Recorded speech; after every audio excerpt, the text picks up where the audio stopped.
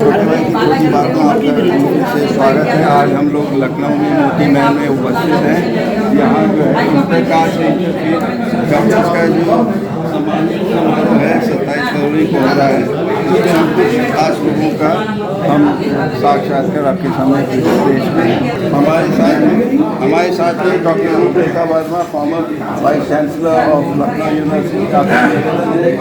आज के बारे में आप क्या कहना चाहिए? आज के हालात के बारे में, आज के जो कार्यक्रम इंटर कास्ट और इंटर कम्युनिटी मैरिज से एक संदेश हमें मिलती है कि प्रेम में और मानवीय संबंधों में कोई भी धर्म, जात या क्षेत्र का बंटवारा बहुत नकली बंटवारा है। प्रेम इंसान धर्म से करता है, लेकिन शादी इंसान से करता है और प्रेम कोई बाउंड्री नहीं देता। ये नकली बात हो गई और बहुत ही हम लोग पहले के मजबूरी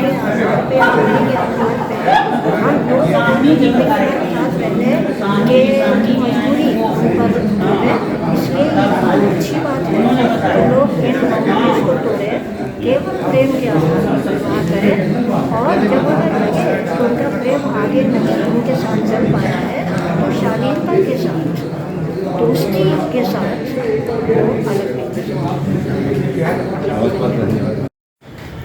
और उसको हम पहचाने, रेखांकित करें और ये महसूस कराएं कि ये एक बहुत खास बात है और हमें उसी तरफ और आगे बढ़ने का मतलब ये नहीं है कि अब हम जान करके तलाशे हैं कि अपनी जात से फर्क कोई मिले तो या तो प्रेम हो जाए या फिर एक अरेंज मैरिज हो जाए या दूसरे धर्म में। जो इसमें अहमियत है वो प्रेम की है, इश्क की है। यानी वो जिसके लिए गालिब ने कहा था कि जो लगाए ना लगे बुझाए ना बने, और जब ये बात है कि जो लगाए ना लगे और बुझाए ना बने तो उसमें कानून की क्या बात आती है और धर्म की भी क्या बात आती है। मेरी ये कभी समझ नहीं आती कि धार्मिक भी जो सीमा है वो जो मानवीय लॉ एक अगर आपके दिल में लॉ जग गई तो कानून और हमारे उत्तराखंड में, उत्तर प्रदेश में, मध्य प्रदेश में जो तमाम कानून बने हैं अंतर धार्मिक और बहुत ही खतरनाक कुछ का एक रूप यूपी में कुछ महीने पहले एक अमेंडमेंट से आया है। मुझे ताज्जुब है कि उसके बारे में कोई बात क्यों नहीं करी। ये सब वो युगल हैं जिन्होंने अंतर्धर्मी अंतर्जाति शादी की और जिनको आज का दिन सम्मानित किया गया है। ये जबलपुर के मेयर थे पंडित भवानी प्रसाद तिवारी। उनको राखी बांधती थी तो उनके पास गए कि भैया एक रिश्ता है, वो लड़का नरेश है इंजीनियरिंग कॉलेज का। उन्हें कह रहे वो तो बहुत अच्छा लड़का है, कर लो। अब ये 60-70 साल पुरानी बात। क्या आप कन्वर्जन में बिलीव करते हैं कि नहीं करते हैं? क्योंकि अगर आप कन्वर्ट कर रहे हैं तो I am sorry, I am afraid, वो किसी भी किस्म का इंटरफेथ मैरिज थ्रू हुआ ही नहीं, वो बिल्कुल नहीं हुआ कहीं से। और ये बात समझनी बहुत जरूरी है। ये सिर्फ एक हिपोक्रेसी होगी, एक पाखंड होगा ये कह देना कि हम दोनों की मोहब्बत बहुत पुरानी थी, हमारा प्रेम बड़ा पुराना था, इतना पुराना प्रेम था कि मैंने कन्वर्ट कर लिया उसको। तो ये मतलब ये एक बहुत बड़ी आयरनी हो जाएगी।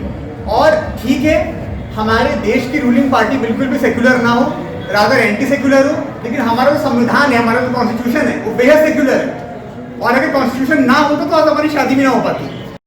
बट इम्पॉर्टेंट थिंग यही है कि आप अपनी इंडिविजुअलिटी मेंटेन रखें। ये नहीं कि एक घर से दूसरे घर में गए तो फिर उन्हीं के माहौल, उन्हीं के रस्म रिवाज में आप उस तरह से ढल जाएं। तो वो शादी मैं मतलब मेरा चाहे मेरे हस्बैंड ने बोला ऐसी बात कि वो इंटरफेथ मैरिज कहलाएगी नहीं उस हिसाब से। तो अपनी इंडिविजुअलिटी मेंटेन रखना बहुत ज़्यादा ज़रूरी है।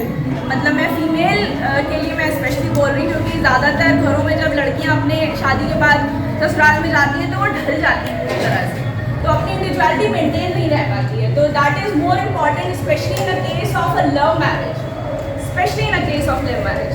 That's it. आज आज हमारे बीच डॉक्टर संदीप पांडे हैं, पूर्व मैक्सिस अवॉर्डी, और आपने इस कार्यक्रम का आयोजन किया है।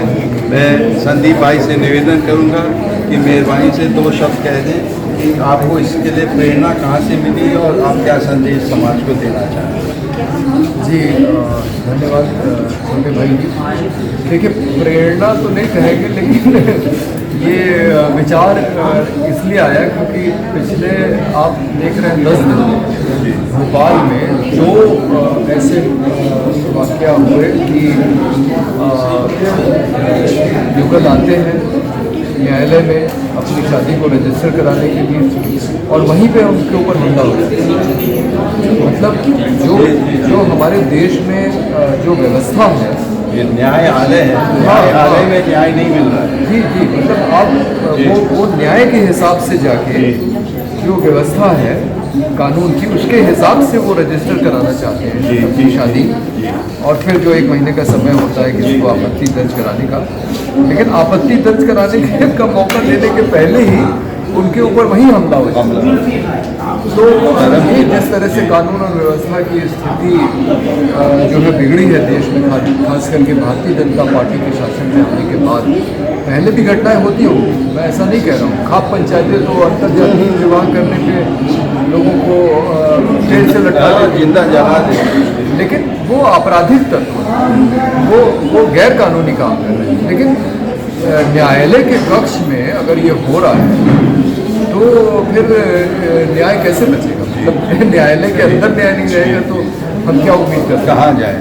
तो ये, और फिर आज आप देखिए इंडियन एक्सप्रेस में खबर छपी है कि झारखंड का एक मुस्लिम नौजवान लड़की को शादी कर रहा है, तो वो हिम्मत नहीं करते हैं कि झारखंड में अपनी शादी को पंजीकृत कराएं, उन्हें केरल जाके अपनी शादी। जी। और हमारे एक मित्र हैं बहुत अच्छे, IIT BHU से BTech किए उन्होंने, मुस्लिम हैं, उन्होंने हाल में बनारस की एक लड़की से शादी की और उनकी भी हिम्मत नहीं हुई कि उत्तर प्रदेश में वो अपनी शादी पंजीकृत करा सकें। उनको अपनी शादी दिल्ली में जाके पंजीकृत करानी पड़ी। और जब मैंने उनको कहा कि आप आ जाइए क्योंकि आपकी सबसे हालिया शादी है, बाकी तो जिनको हमने सम्मानित किया ये इनकी शादियाँ बहुत पुरानी हैं, तो उन्होंने कहा देखिए मैं तो आ जाऊँगा, लेकिन मेरी शादी में जो विटनेस लोग थे वो घबरा रहे हैं, वो मुझे कह रहे हैं कि आप मत जाइए, नहीं तो हमारे ऊपर उनके ऊपर आप। तो ये देखिए बड़ी अजीब बात है कि स्वाभाविक रूप से, प्राकृतिक रूप से 2 इकाइयाँ आपस में प्रेम करती हैं। अब ये उनकी जाति क्या है, उनका मजहब क्या है, ये आप छोड़ दीजिए, ये तो इंसान की बनाई चीज़ है। एक लड़की और लड़का प्यार करे, ये प्रकृति की एक सहज व्यवस्था है। हमारा शरीर इस तरह से बना है, हमारा मन इस तरह से बना है कि हम प्रेम करते हैं। लेकिन आप अप्राकृतिक बंधन, कृत्रिम बंधन खड़े करें, और बंधन ही नहीं, आप हिंसा पे उतर आए। अगर कोई अपनी मर्जी से शादी करना चाहे, कानून को अपने हाथों में ले रहे हैं, कानून अपने हाथ में ले रहे हैं, तो ये संविधान और कानून व्यवस्था के साथ मजाक है।